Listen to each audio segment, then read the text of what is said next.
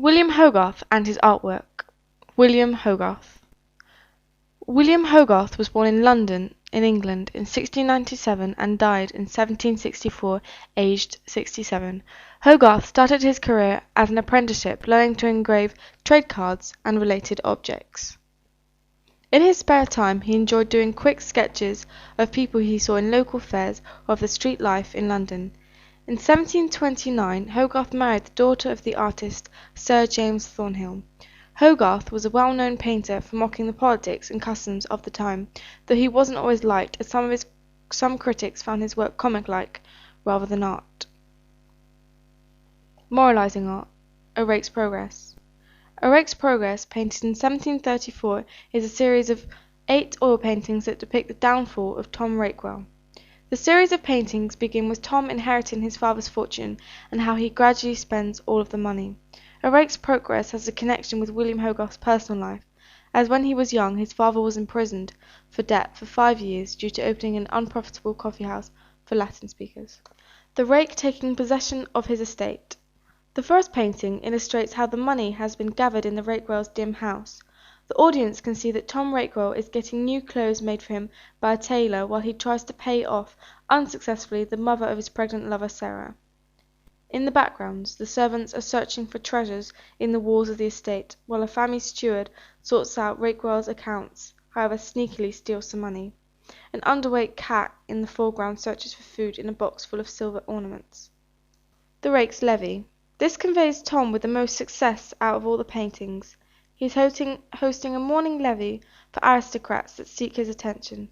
The painting includes a dance master, a poet, a jockey, a music teacher, a landscape gardener, and finally a tailor.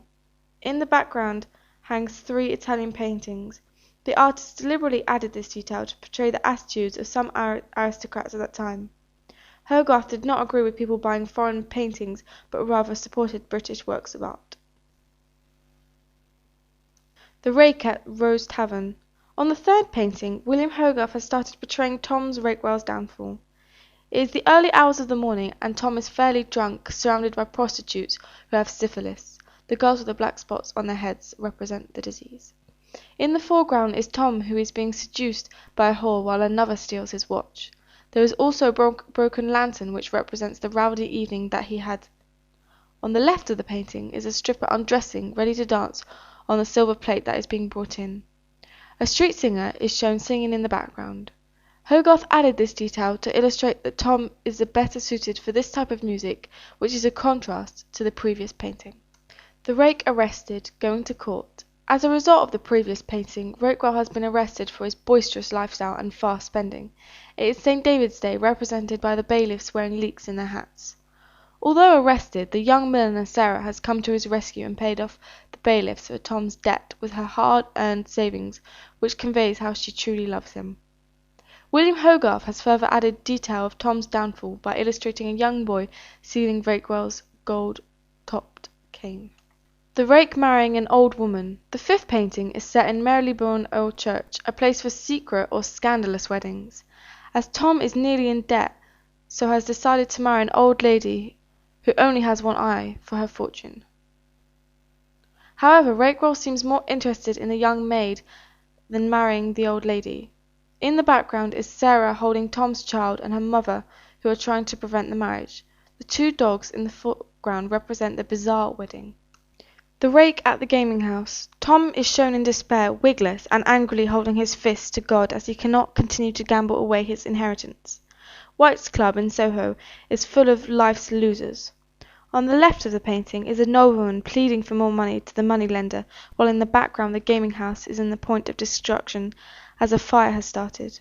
This is illustrated through smoke seeping through the walls. Few people have noticed the fire, and the losers of the club are too busy gambling. The Rake in prison. Due to his overspending, Tom Rakewell has been sent to Fleet Prison.